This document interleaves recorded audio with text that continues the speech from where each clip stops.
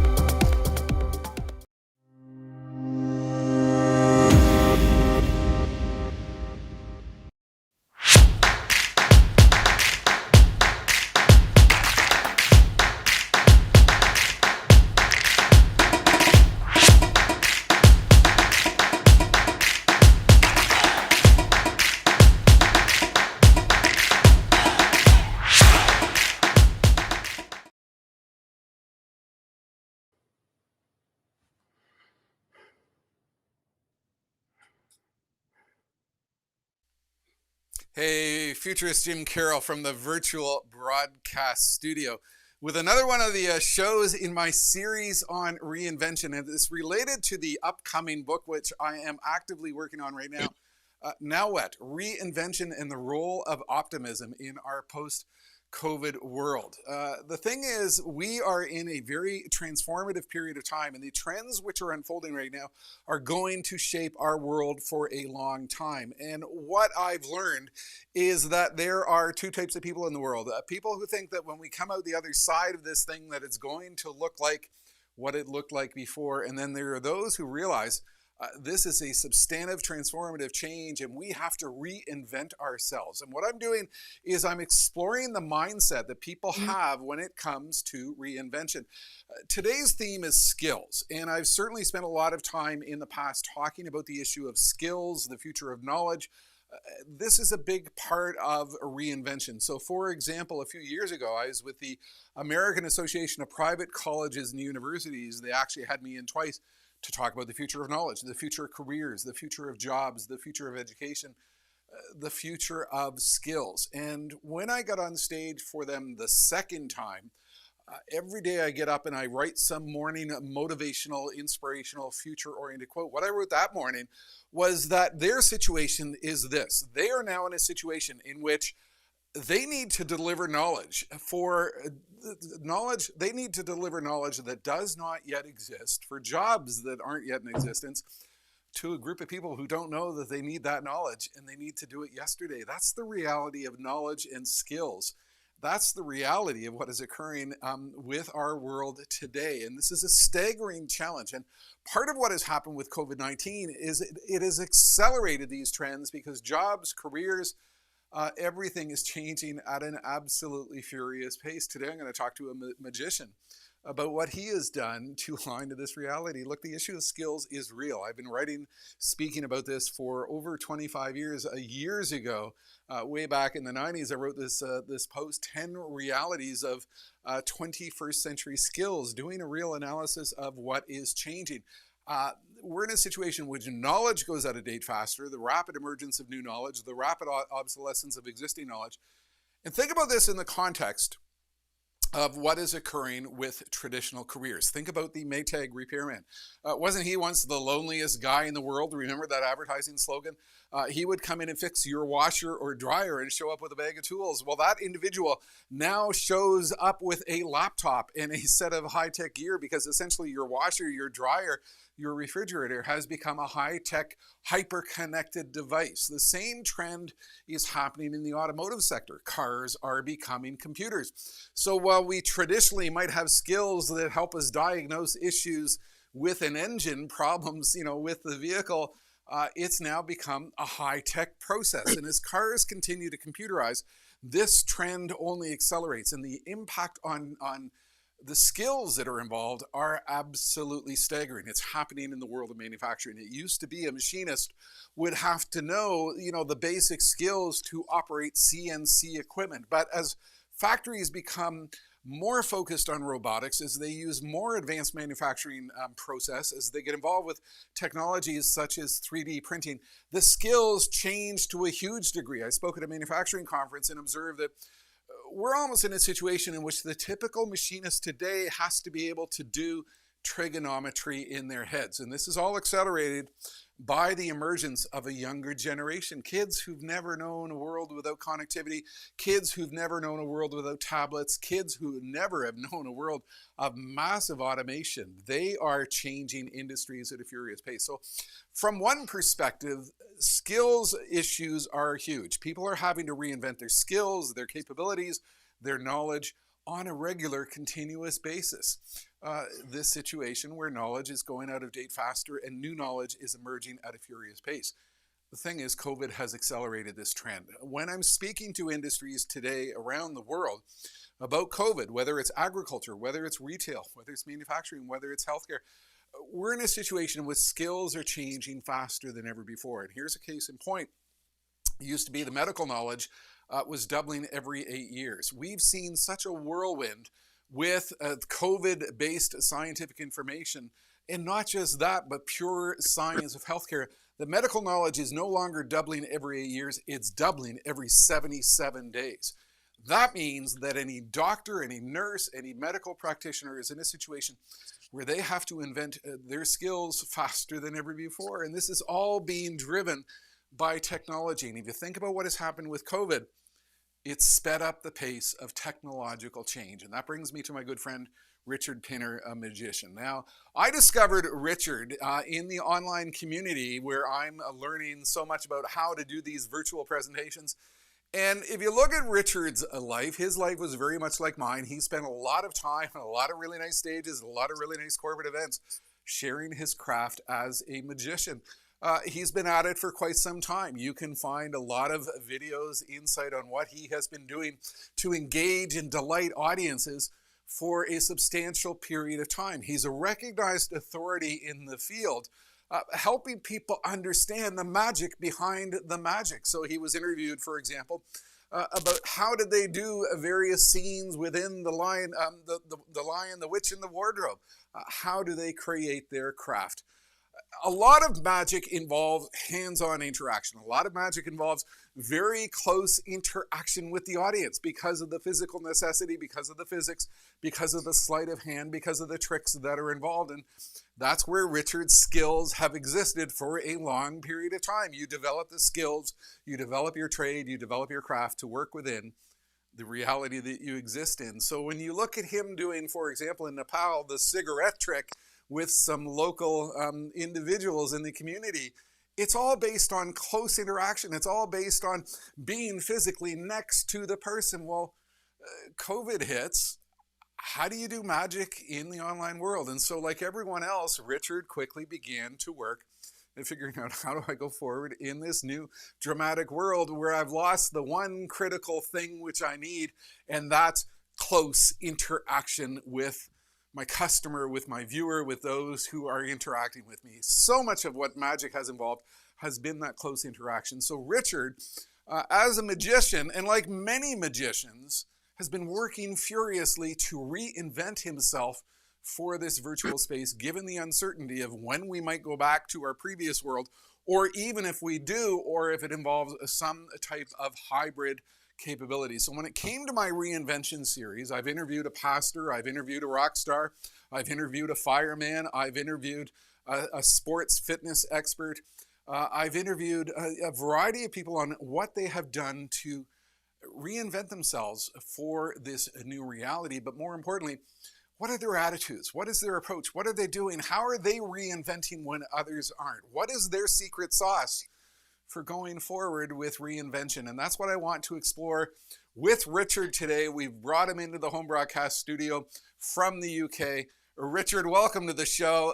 Let's talk about Reinvention. And before we begin, I'm going to wander back to the desk and bring you into the set. And good to see you on board. Good to see you. It's great to be here. I'm very good. It was interesting watching those clips that you found. The thing about having turned pro in 1990 is pretty much the whole of my career is online. So there's some very young Richard Pinner there. Yeah, we were all young at one point. If I go back and I find some of the YouTube clips of what I was doing on stage in like 1994, 1995, it's actually a little bit embarrassing, but I guess they're good for posterity. So let's start there. How did you? What I want to do here is take people on a voyage of where you've been and eventually through COVID. So let's go back to the beginning. How did you become a magician? What's the basis for that unique career path? Well, my father was a professional magician. So even though I do have an odd job, I have a very traditional career path. I learned the family business. I didn't really think about what I would do. I wanted to be like my dad, and I'm lucky that I got to be. It's interesting, in the clip that you showed of yourself talking to the schools group about not knowing what's going to come next. I remember that conversation with the careers advisor when they were trying to help me choose higher education and said, so what are you going to do, Richard, when you leave education? And I said, I'm going to be a magician, because I knew. This is at like 11, 12 years old. They said, no, if that doesn't work out for you, just there's a chance. What would your second choice for a career be? And being a cocky show-off, I said Jedi Knight, because I knew what I was doing, but the system around me couldn't really allow for that. In fact, when I got that's sort of reinvention at a very early age. I think a lot of people are shoved or pushed into careers that might not necessarily appeal to them. And a number of the folks that I'm speaking to, they started out in one career and eventually transitioned to another one. So the fireman I spoke to, he started out as an accountant, was bored stiff, didn't want to do it, wanted to do something where he's engaged in physical and interactive, and became a fireman. So you had the luxury from early on of not having to reinvent from a previous career, but landing in this career because of your family ties. Very much so. And I was in a very, very fortunate position to start. I'd learnt my craft by osmosis because just being around my father, I'd seen him do it. When I did my first shows at 17, 18 years old, even though I had no personal experience, an audience member would say something. I knew what the off the cuff response was because I'd heard it so many times. And I benefited greatly from his reputation in the industry. And he was effectively my manager. So all I had to do was play. I mean, I had a really fortunate start in the arts, quite definitely. So if we're thinking about skills and skills reinvention, a typical trick, a typical card trick, how many hours might it take you as you were growing into this career to learn a particular trick, to master it, to get really good at the sleight of hand, and to mystify the audience? What type of time investment does it require? So I could teach you a trick in minutes that you could do and fool people. That bit can be really quickly. To make it into a good magic trick takes a lot of performances because you learn so much from your audience. A lot of people say maybe 50 live performances and you start to really learn something new. I would say 20-ish. You can get the hang of it quite quickly. But also there's a trick in my live show where a card is, you mentioned card trick, a card is signed, vanished, the pack of cards explodes out of my hands, and the signed card ends up in a banana that's been used as the gun. Right? I've been doing this since I was, I think, 16 years old. I made the first exploding pack. It was incredibly dangerous, the first version. But I mention it because a year ago in January, I changed a small thing in that routine, and I've been doing it 30 years. So it's very much the Disney thing. You can get the hang of things very quickly. They take a while to get good, and then they're never really finished. So, I mean, there's a tremendous skills investment that is involved. I mean, people, is it fair to say most people, myself included, don't really understand just how much of an investment of time you have to put in to master the craft? Oh yeah, absolutely. And once you get a certain toolbox of skills, then you can stop at any point increasing those skills, or as the way I think it tends to happen for pros, if there's something you want to achieve, you might learn a new skill for that. And it might not be sleight of hand. It could be a new gluing technique or an editing technique in Photoshop. And then what tends to happen is that prop wears out, you have to remake it 5 years later, and you've forgotten how you did it. So was part of your process, starting out with the basic stuff that you were learning from your dad and learning your, quote, stagecraft, and then taking on more complex tricks and illusions and, more time invested in the more complex you get? Is that it's sort of that ever increasing pathway to complexity that you go through? Yes, but to complexity and to clarity, because when you start, you don't know what you can't do. Now, I'm not a dancer, so I tried doing some big illusions on stage and on a dance floor, and it doesn't suit me because I can't move correctly to pull off that sort of magic. So I stopped trying. I didn't do it anymore. When I was first getting No, go ahead.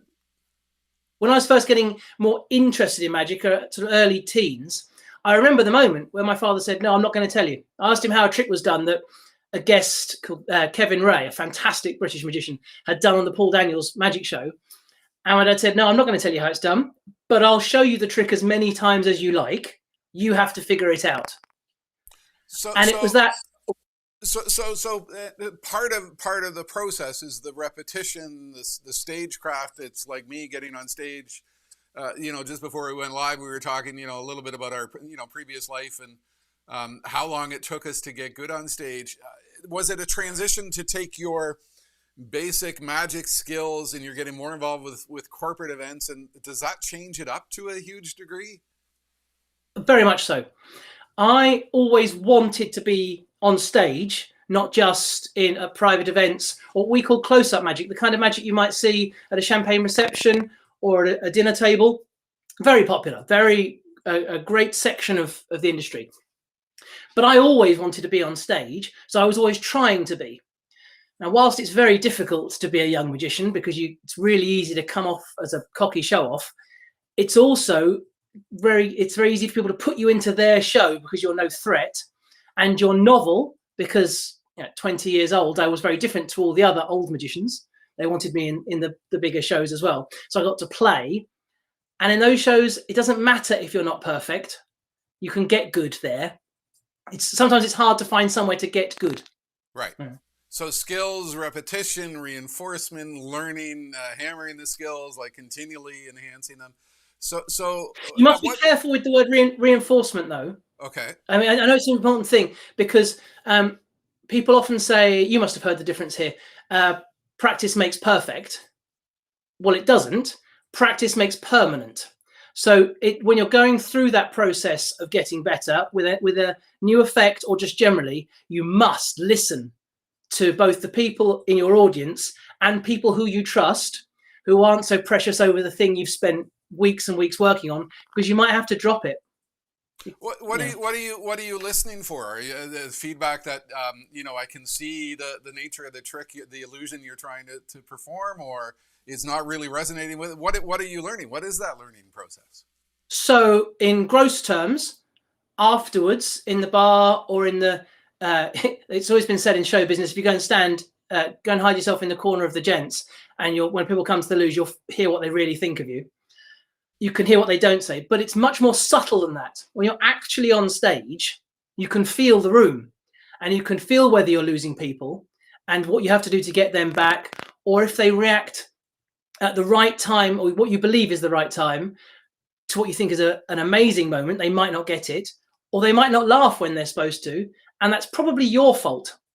You being the individual, not you being the audience. Yeah. So you have it can be changing one word can make an enormous difference, which is one of the things that's great now about having the massive recording capability of our phones. I always have an old phone on a tripod recording every show. I say I do. Currently, the machine can do that for me.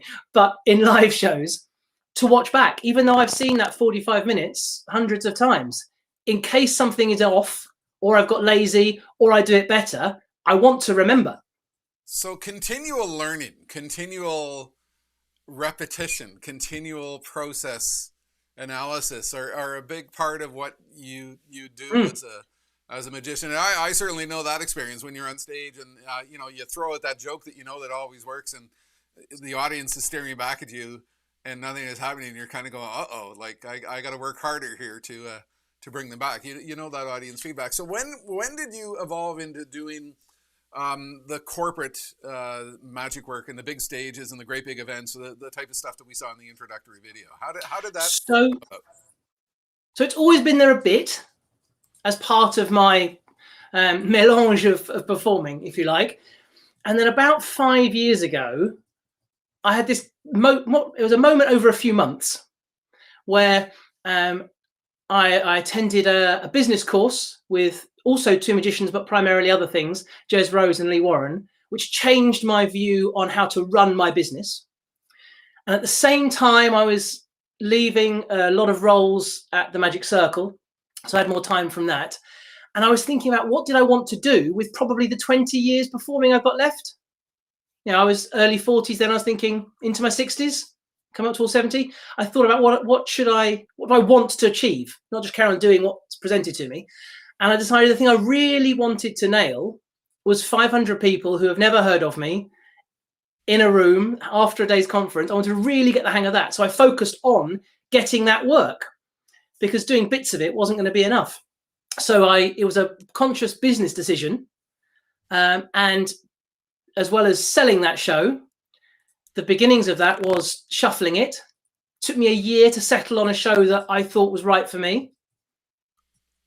So that was a reinvention process, because I would presume very much doing some illusions in a small setting, with a small audience of 20, 30 people, and suddenly you're on a stage of 500 people, a little bit more Las Vegas, style thing. That must have been a complex reinvention. And was that again repetition and design and thinking and practice and? Yes, it wasn't a complete new thing. I'd always been doing bits of that throughout my whole career, but it was the reinvention, to use that term, was more attitude of mine. I, for the first time in my career, started saying no to some work because I knew it might stop me doing the work that I wanted to aim for, which is a really scary thing to do as a jobbing magician. And my mother-in-law, who's a consultant lawyer, as she puts it, you only eat what you kill. And if we're not out there hunting, we're not eating. It's not a safe space like it is for someone with a job. But is the spatial aspect of being, you know, in a small space like this and suddenly expanding into a large, massive, you know, real stage? People can't see a card trick with little cards if they're, you know, 30 rows back in an audience. So did it involve different illusions and different skills, and very much did it involve a lot of technology work to bring the audience in closer to your hands to eliminate that distance? What's the process of reinvention that happened there? For corporate, you mean, or for this environment? For corporate. So you can, and I know I have friends who work on the ships who often do a section which is a camera down on a table. David Copperfield did this in some of his specials and in his stage show. When I was working on the ships years ago, we didn't really have that so much. I don't do that. It's very similar rules, though, interestingly, for doing close-up magic for one table of 10 people, as it is for doing a room full of, say, 500 people, or even a theatre. The theatrical rules remain the same. You have to worry about the sections of the room, however big that is, whether it's one table or a theatre, and pay attention to it and make sure you're bringing them in all of the time. And the audience need to trust the person who's on stage with you if it is something small. For example, if you are doing a signed card effect, as long as they know this person's one of them and not one of you, then that's okay. They're going to think it's staged, it's just made up. Whereas if you're dragging, you know, one of the lawyers, you're with a corporate audience, and you're bringing, you know, one of the lawyers from a group of 500 lawyers you're talking to, they're realizing, this is real. This is not staged. This is not made up. So you had some great big, you know, like me, glorious stages, big audiences. Life is rock and rolling. There's some travel. It's exotic. The speakers bureaus are coming in, you know, and the inquiries are coming in, and success is great. And COVID hits. What happened with you? We all went through our unique personal voyage. What was your mindset as it was beginning to unfold at speed in the UK and around the world? So I did, at that stage, my last live show on March the 11th, just before we went into lockdown. And then there was a lull. I was ill. I had the virus, so I couldn't work anyway. I mean, I was lucky. Okay. I was lucky. It was like a bad cold for me. It wasn't, at the time, I didn't know I'd had it because the symptoms we had here weren't famous ones at the time. But it meant I didn't want to work anyway. And then immediately existing clients said, what do we do? Because I wrote to everyone that I had a booking with and said, forget the clauses in my contract, all bets are off. You know, we can be human about this. I'm not working. Don't worry. Either we'll move your gig to another time, move it online, or I'll return the deposit. It was, you know, that was all sorted very quickly. And mostly people said, well, we're going to do something. What can you do? So the first version of what I did was my wife's laptop, balanced on two what do you call them? Cases, whiskey bottle cases, with a throw-up curtain I had in our kitchen, working to the laptop, and there's a surface in front of me that I could have stuff on, because I knew I'd be doing stand-up. This is how I perform, so I wasn't going to be doing sitting down tiny magic. And then quickly that progressed into, not much better, but a camera on a tripod with the laptop next to it and the curtain. I quickly moved into our sitting room because more stuff furnishings, better sound. And we're still only in May, I think, at this point. And I had my first, I think you showed a clip of it, my first new show reel went out in mid-May. So, you know, this is what we're doing now. And then in the summer, I saw your early tests with green screen because I'd been put on to the idea of using Ecamm as a production software. This setup here, where I'm coming from now. Yeah, I mean, for this, I don't mind showing. So I don't have this set up as a thing. This is my reality. Right. I went to green screen because I don't have that much space and wanted to give the feeling of space and of high production values. That's what I do. And then that led me to knowing what the new version of me corporate was. And it's this. It's this, and it's fancy stuff like if I want to have someone on stage with me, then I'll bring in a screen to have them on, which is going to show us something weird now because it's second screen at the moment. Yeah, that's just my second screen. That would be my participant up here with me on stage. Right. Yeah? Right. Because that's fun stuff to do. Let's get rid of that. Can I actually do the motion to send it out today? Yeah, I can. Oh, good. We can do it properly.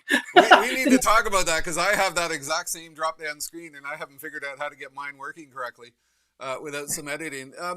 What was your mindset? I mean, presumably there's some magicians out there who have not managed to make the online transition as you have. There's people out there in other careers, professions, who have not really made a successful transition to virtual. And we'll talk about your success in a moment. What was your mindset that helped you do this? Have you always been an optimist? Was it panic? Were you driven by fear? What emotions did you encounter along the way? So initially, it was just solving the problem of people who I felt a commitment to because they had an event and I'd said I was going to perform at it. I am naturally an optimist. I don't worry about things that aren't yet a problem. It's something that my wife and I differ on. She's a lawyer, so she plans for the worst because that's what she gets paid for. Mm-hmm. I try not to think about that until I need to. And then it was exciting because I had this new world to create for. And there's things that have never worked in an environment I've performed in before because I'm not a TV magician. I've produced for TV, but never really performed on it.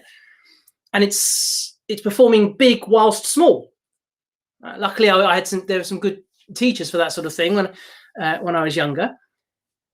And then the business people I mentioned, Lee Warren and Jez Rose, thanks to their reinvention, if you like, of my way of thinking about the business, I could turn all that on and get going with that, letting people know it exists. Because a big problem has been not just my attitude, but the industry hasn't known what to do with it. People who are experienced bookers within large organizations who would know if I'm having a conference for 500 people for 3 days, I need to spend this much per head per day. Great. How much do we spend it on the turn that's going to come in the evening? That's where I fit. Now they don't know what they should spend per head per day. So were you sort of determined to get ahead of them? Presuming that I better define the new online magic industry before someone else does. Is that part of what your process of reinvention was? So a while ago, I happily came to the thought, I'm not going to worry about what everyone else does. And generally, I don't even look. I have some close friends and business friends, as it were, in magic, and we share because we trust each other. Thankfully, we have different aims and different attitudes. Two of them, Jamie and Lewis, their approach, as well as doing gigs as well, as requested, they've done really well selling their show, ticketed events they've taken their illusion show online by building a studio in a warehouse space. And they don't have any fame. They've done the whole thing from selling as no ones, which is just brilliant work for using the skills they have, being really good at managing Google and Facebook and stuff, not my skills. And I have another friend who's taken a more of a close-up approach, sits, performs to the camera, does a very intimate show. So that's much more targeted at private events rather than corporate ones. Right. So I didn't worry about getting there first. I mean, I had some great ideas that the industry didn't want. That happens too, right? When you're trying out new things. You mentioned the phrase a few times of sort of like large magic, small magic, or something like that. So here we are. I'm in this confined little space, and you're in your confined little space. Was part of your skills reinvention then trying to figure out, now you're in this, you've gone from doing small shows in your early years in the 90s to bigger corporate events for 500 people, and now you're in your house in front of a green screen with some technology. Did you have to reinvent the process and the skills and the capabilities to fit within this small confined space that we have? Yeah, it's a strange thing because by doing a stand-up show, rather than being right up here, if I was sitting being part of your Zoom call, I could do really tiny stuff. But because I want to be more of a stand-up performer, real close-up magic doesn't work because it's too tiny at this distance. Right. But anything that's too big doesn't fit. So, for example, I should show you a piece of magic, shouldn't I? Yeah, let's walk us through a trick. I mean, walk us through an illusion so that we can understand what it is you've reinvented. So I'll show you this trick, but first I will tell you the one thing I changed to make it work was that I used to have this piece of rope long enough so I would extend my arms fully when I first show it. And I had to relearn that and a couple of other moves in it, so I only go this wide. It's as simple as that. Did that happen to you by trying that live, and you're suddenly realizing, oh my gosh, like it's not fitting within the screen? Just like when I go back and walk on my stage, and I'm out of camera range. It happened by accident, or that came from the process of testing, practicing, thinking it through? I'd love to say it was from the process of rehearsing. It wasn't until it was way into. I was doing this trick from the very beginning online because it was a trick I took from my live show and works brilliantly on camera. And it was ages. I don't know. It's mid-October or so, I think it was. And I realized, hang on, that should be a shorter piece of rope now. It was ages until I noticed it, that I was going out of shot for a moment, and I just didn't need to. There's only a detail. Right. So, but before we get into the illusion, I think there's something that we're driving at here. I know I've done this. I forced myself to go live and make the mistakes live simply to learn how to work within space, within this unique space. You've been doing the same thing then. You've been going live without having perfection, without having nailed it. And I'm simply going to, go live because that's a necessary part of what I need to do to learn this new space. So reinvention is not being fearful of what might go wrong, but oriented towards what I got to learn to make it go right. And I knew it'd be good enough because I know everything about this trick live. I've done it so much in so many places, and I know that it works without any interaction. It's a trick I use when it's in a live show. It's right near the start of the show because you'll see there's multiple moments of magic. There's no particular through plot like person's object vanishes and reappears somewhere strange. You need to know where the object came from for the end to make sense. In this case, you can join it at any point when you start paying attention. And I know in a live environment, even if it takes me the whole 3 minutes of the trick, it will get me the whole room eventually if I'm going to get them, because those reactions will build as they go around. So I knew this trick worked without any interaction. I just had to check. And the other thing it changes, I should mention, so just look out for when I do it, by shortening the rope slightly, partway through the trick, you'll notice they fit much better in the screen. Whereas before they went down, one of them went down to my knees, which is bad. So walk us through, and that will help us understand what the process has been. This is soft white cotton rope. Hang on, do you know what I did there? Because I've been chatting to because I've been chatting to you, I'm slightly more forward than I normally am, and I went off that side. It should be here. There you go. That's perfect. Watching my own hands. I do try very hard for you, my lovely audience, to try and make these 3 pieces of rope exactly the same length. But no matter how hard I try, they're never quite the same. Similar, but not quite. You see, if I hold them dead level here at the top, by the time we get to the bottom, well, you can see, look, that one's a bit bigger. That one's a little bit smaller. I realize it's quite hard for you to tell where you are around the world, which one of these is the long one and which one is the short one. From my side, it's quite straightforward. You see how that one's quite a bit smaller? That one's quite a bit longer? Now, I will attempt to make these 3 pieces of rope once again appear the same length. Hey? That's a perspective joke, all right? From my perspective, not as funny as I was hoping for, but fair enough. I'll try a more visual version. You've got an audience of one here, but there's an important part there too. That how do you deal with the lack of feedback? You were talking that you learned when your illusions were working because you would see the audience feedback, and if they're not reacting, I've got a problem. You're now in your house, presumably your young children are hanging around, they don't want to watch you. You've got zero feedback. How are you dealing with that? How are you managing to... Well, on this trick, I know where the reactions are. I don't need to hear you. Okay. That's fine.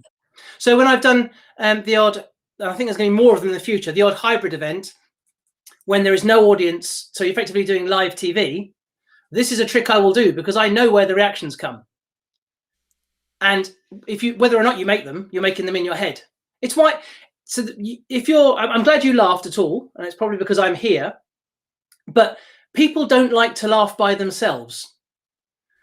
So it's been tricky on online shows to get the balance between getting a nice audience reaction, so you can turn individuals into an audience, and the general hubbub of 300 people is too much.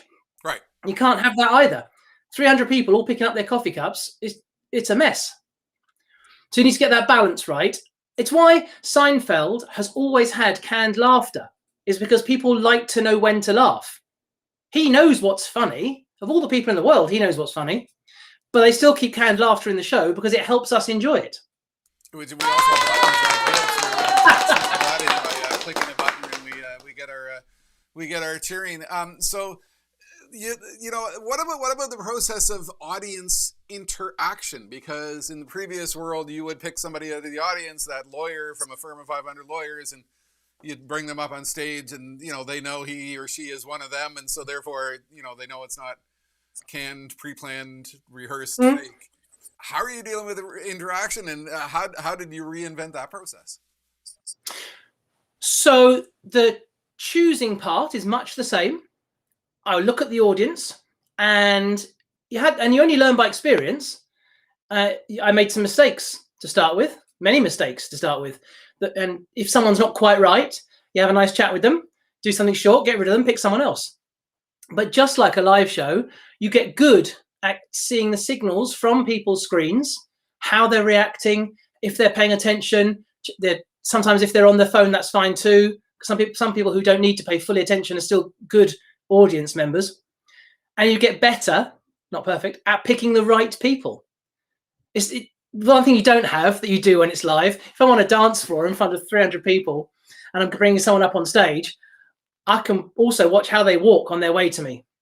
And just like sometimes you shake their hand and send them straight off again, effectively. You have to at least have a chat or do something quick if you bring them online.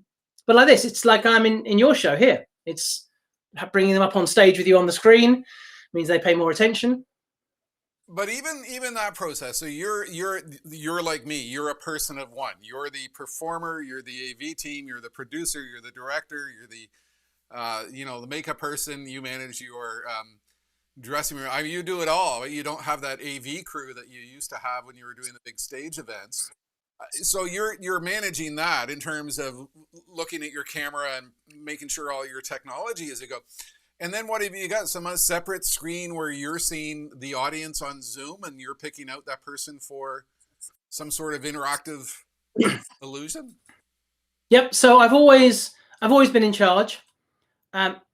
In live corporate events, I use a system called Audio Ape to control my own sound. I'm generally on, for live events, I'm generally on in the evening. The tech team would like to go home or go back to their room. They just want to leave it turned on, and a live radio mic, I can control the whole thing myself from a remote on stage. So doing those and having those moments in the show is fine. I've always done that. My tech setup is I have a small screen at the top of my computer here, which shows my output. I have the larger window here, which would normally be the whole of the online call, generally Zoom. In this case, it's your interview mode there.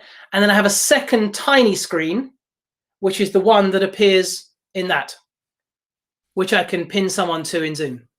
So from a reinvention perspective, you've not only had to reinvent a whole bunch of new technical skills to bring your illusions to the world, but you had to reinvent the process of those illusions to fit within the space, and you've also had to reinvent the fundamentals of how to pick that person in the audience and how to interact with the person in the audience.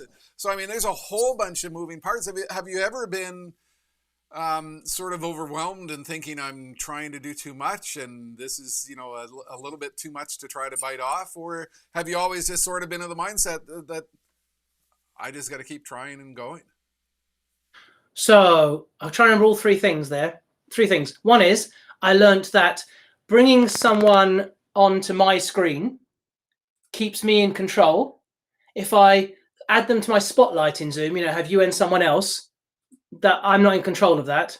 Here, it's like they're up on my stage and they'll pay attention and focus on me. That was a big step forward. Not that I was doing it, but that I realized what that meant, the difference. And I realized one day when I went to press the button to bring the screen in, and I had a different image on that screen than I was expecting. I haven't got time to fiddle around in performance. So just scrap that, do it a different way. Regarding more than you can chew, I was lucky that because I started having a go at this straight away, I was on that first wave of, oh, thank goodness you managed that for us. We're so happy you tried. And we were all kind of in it together having a go. Right. By the autumn, are a little bit more forgiving in this virtual space. Yes. If mistakes. I mean, if my computer blew up, my internet went down, that's a bit of a problem. But a small technical glitch, everybody's sort of in this small technical glitch world, and hey, that's okay. Like, we get it, we commiserate. So interactive illusions. What would you do with me right now? Presuming have you got another illusion that you can walk us through to give us a little bit of a sense of how that unfolds? So there's between doing nothing and the one we're going to do, we can still have cards thought of. That's me showing you some cards. You can have that traditional interaction, but without physical contact. But the other thing it allows us to do, which I think I can do here, is stuff like this. I'll bring you into my mind now, and which I think is going to show my screen in the background. I think is what it's set up for. Yeah, so ignore the slight thing that screen wasn't in, but that would normally be. So here you are in my mind. I'm not thinking of much, as you can see, but I am going to think of one of these drinks. Now, what I'd like you to do is to think, please, of a number between 1 and 10. Don't say what it is. Think of a number between 1 and 10. In fact, everyone who's watching this can take part too. That's the great fun. You and I can do it together, Jim. Everyone else can also take part in this. Okay, I've got a number. As we're in my mind, the place you're going to start from is my mind. So place your finger on your screen on my head. Actually do that now. So okay? Everyone can do that as well? Great. Unless, of course, you're watching on an iPad, then it goes weird if you actually touch the screen, but you know what I mean. And I want you to count in a moment from there to your number. Remember, you have a number between 1 and 10 in mind? Yeah. You're going to count around from my mind. Number 1 will be onto the what do you call it? Think bubble. I've lost the word there for a second. Onto think bubble, then 2, and then 3 onto the Coke, and then go around until you get to your number. Do that now. Count round to your number. Yeah. Keep your finger in that place. Great. You can use your number again, but to count the other way. So count the other way from that place, back round. Okay. I see you doing it.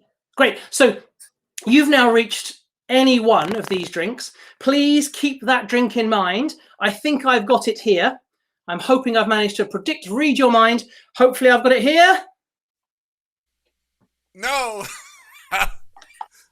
Oh, no, not the Coke. Maybe I didn't. Not the Coke. Right. No, not the Coke. That'll be too straightforward. That wasn't what I meant. No. I'm hoping you're thinking of the milk. Yes. Okay, so that is really, really cool. And it was that. Is that? So let's examine that. Was that a type of illusion you would do on stage before, and you've transitioned it to virtual, or is it entirely something new and different you had to think of for virtual? So yes and no. It's not something I've ever done before. The second part of the trick, created by a brilliant British magician, Kieran Johnson. I saw it 3 or 4 years ago, I think, but not something that was right for me. The goes wrong, goes right part of that. The first part, the moving your finger around, that's incredibly old, that idea. But it was a great American magician, Robert Baxt, based out in LA. He had the great thought of using the thinks bubble. That idea is only a few months old. Right. And then it was only when I thought, that's how it can work for me, because he made it physically to hold up in a screen for his show. Because I love the tech, I made it happen that way. I've done it in 3 different ways so far. We did it with chocolate, so someone could appear for someone. I think I've used it once, but I'll use it, I'm sure, in the future with company products, perfect for a bespoke thing for corporate. Right. Yeah. And those are all, the newest part of it was a few months, that reinvention. A trick from a couple of years ago and a trick from way before I was born have all come together to something that I never had the opportunity to perform before. And it works in virtual. It translates to the format. It translates to the small space screen in which you find yourself. So I guess this idea of reinvention and skills reinvention. I get a sense that as an illusionist, as a magician, you've been continually reinventing through new illusions, new skills, new capabilities. And so this transition to virtual was just sort of another step along in that voyage. I mean, it's been part of who you are and what you do already along the way. Yes, reinvention is not a word I use because I think of it more as progress. But in this sense, it's not a new thing because things are always changing. And if nothing else, I'm changing. So I have to reinvent to make that work. Do you see some of your magician friends, and I would presume you're part of big communities around the world, virtually and otherwise. Do you see some who are stuck, who aren't reinventing or changing or innovating at the speed you are? Oh, yes, but just because they're not doing this doesn't mean they're in that respect. It means they're stuck. You don't have to do this if you don't want to. Magic has always been very slow to move, to catch up. The image of a magician in a tuxedo became a cliche because we didn't move on from when everyone else was wearing a tux for dinner. The reason magicians were in tails and then evening dress was because everyone was. Right. And then when everyone else moved on, we didn't. We've only just recently, and not everyone has, stopped putting girls in boxes and chopping them up. Misogyny in magic has been with us far longer than it has in the rest of the society. It's been ridiculous. Yeah. Are people actually trying to do things like that online, or that's like big stage illusion magic that doesn't really lend itself to? Well, the boys who I mentioned earlier, Jamie and Lewis, Jay and Joss is their show. They work as an equal partnership, and they do some of the big stuff, but to each other. So that works well. That works online. I know some other people have as well. Yeah. Okay. So what advice would you give to people who are stuck, who are intimidated by all this change and haven't managed to go down the path that you've gone down? Not specifically virtual, but continually learning and new skills and new capabilities. And what advice do you give to folks? So the cliches you see on memes on Facebook are true. Not all of them. Some of them are nonsense. But the ones that say, take one step today because a year ago you wish you had started. That is true. And as we get older, we can all think back to that. I mean, in this environment, for example, you don't need to start by thinking, I need to have a green screen studio with a screen that drops in and all the whizzy bits that I've got. You just need to turn your computer on. You already have enough tech in your phone to do this. Yeah. I bullied a friend into doing it between Christmas and New Year. He hadn't done anything yet. And I said, you can already do this. And I knew enough of his material from his live shows to pick out 20 minutes that he could do with just a couple of small changes and performed to his laptop, did a show for friends. Now, whether or not he chooses to sell that professionally, different question. But he's shown to himself he can do it. Just have a go. But don't say. Don't wait. Get moving. So to close out, we're almost coming up to our hour here. I presume you've got one more illusion that you can yes, walk us through. Yeah, of course. I will show you. I know what I'll do this because this is a complete reinvention of a classic plot, but reinvented for this environment. So, Jim, I'm going to give you a chance now to win potentially £100,000, which is what, about $1 billion, something like that. I forget what the exchange rate is at the moment, but something like that. Inside one of these envelopes, there is a UK National Lottery scratch card that could win you £100,000. Now, that's the one I want you to win. I want you to get it. I hope you win the scratch card. I've named them so that we can know which envelopes we're talking about. They're named 1, 2, and Dave. I got bored waiting with those. Now, if I ask you to choose straight off, one of these envelopes to be your winning envelope, well, that gives you a 1 in 3 chance. So we're going to apply a little game theory here and first ask you to eliminate one of the envelopes. Jim, which envelope shall we discard? 1, 2, or Dave? 1. Envelope 1 is getting rid of. Now here's a good example of performing differently. I would normally be wearing a suit and that would go in my top pocket. That's going to sit there. Good. Right, that mustn't go aside. So we're discarding envelope 1. I will show you what's inside. Bring it forward so you can see. I think you've got it right. Look, there's a little note inside from me. It says... 1 point to you. Well done. You're winning. Right. So now I'd like you to choose your winning envelope. I do hope you find the one with the scratch card in. The other one's got a piece of paper in, but don't worry about that. And as I mentioned, if you win any money, it's yours to keep. We'll get it to you somehow. So which would you like as your winning envelope, Jim? 2 or Dave? Let's eliminate Dave. Eliminate Dave. Right. So to be sure, because I don't want any arguing later, 2 is the one you would like to have the contents of, yes? Yes. Yeah. Yeah, nothing sneaky happening here. As before, I'll show you the inside. Oh, look at that. That's looking good. That is the barcode on the back of a scratch card. You won. Well done. Congratulations. I've won the money. This is a National Lottery scratch card that could win you £100,000. Now, because you're in Canada and I'm in England, I've taken the trouble. I've actually scratched it off already and you didn't win. Oh, you're probably wondering about Dave. Well, inside there is a piece of paper, not a scratch card this time, just a £50 note. But you didn't choose that one, so I'll have to keep it. Fantastic.